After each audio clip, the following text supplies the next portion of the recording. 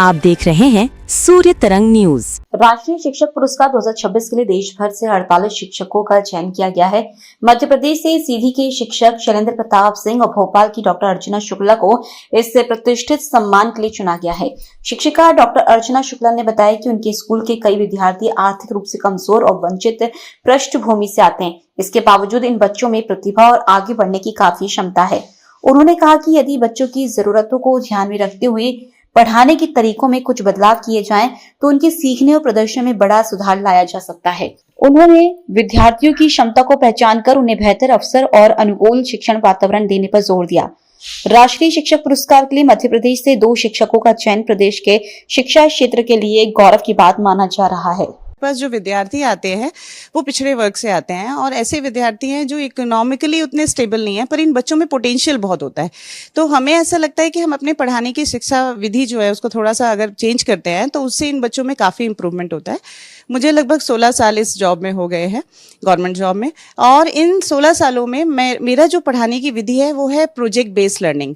तो मैं विद्यार्थियों को किसी भी चीज़ की परिभाषा याद कराने के बजाय मैं उसको करके सीखने के लिए बोलती हूँ। जैसे अगर मुझे संरक्षण पढ़ाना है बच्चों को, तो मैं बच्चों को संरक्षण करना सिखाती हूँ, सिर्फ संरक्षण डेफिनेशन नहीं पढ़ा रही हूँ। जैसे हमने एक प्रोजेक्ट शुरू किया कि हम क्या किसी जीव का संरक्षण कर सकते हैं, तो बच्चों ने कहा कि मैम गौरैया खत्म हो रही है, और हमने ये अभियान आज से 4 साल पहले शुरू किया।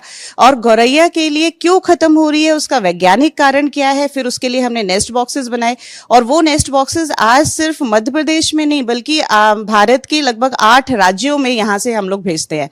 तो इस तरह से विद्यार्थी जो है वो वैज्ञानिक विधि को भी सीखते हैं। फिर वो विद्यार्थी जो स्लो लर्नर्स हैं, धीरे धीरे चीज़ों को समझते हैं, उनके लिए हम आर्ट इंटीग्रेशन का यूज़ करते हैं, जिसमें हम बच्चों को विज्ञान ड्रामा के माध्यम से, रोल प्ले के माध्यम से, अलग अलग तरह की आर्ट फॉर्म के माध्यम से पढ़ाते हैं। तो मेरे विद्यार्थियों ने जो पीबीएल प्रोजेक्ट्स यहाँ पे किए, जैसे हम कहते हैं कि भाई पौधों में जान है, क्या पौधे हमारी भाषा समझते हैं? मैंने कहा करके देखो।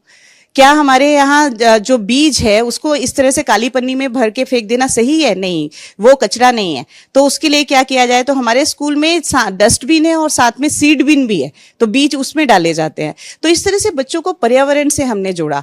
प्रकृति के पास हमारी आज हर समस्या का समाधान है। बच्चे जो स्ट्रेस में जा रहे हैं, तो मैंने बच्चों को पेड़ों को हग करना सिखाया। तो ये जो छोटे छोटे प्रोजेक्ट हम विद्यालय में करते हैं, इससे बच्चों में काफ़ी चेंजेस आते हैं। और आज मेरे बच्चे IIT में रहे हैं, आज मेरे बच्चे एम्स में पढ़ रहे हैं, मेरे बच्चों ने UPSC क्वालिफाइड किया है, मेरे बच्चे BSc नर्सिंग कर रहे हैं, बायोटेक्नोलॉजी, बायो इन्फॉर्मेटिक्स जैसे सब्जेक्ट जिनके बारे में सरकारी स्कूल में बच्चे जानते नहीं है, वो मेरे बच्चे बायो इन्फॉर्मेटिक्स पढ़ रहे हैं। इन प्रोजेक्ट्स को बच्चों ने जापान जाकर प्रेजेंट किया। मतलब ये बच्चों के लिए सपना है कि वो विदेश में एक शासकीय विद्यालय के बच्चे जा रहे हैं।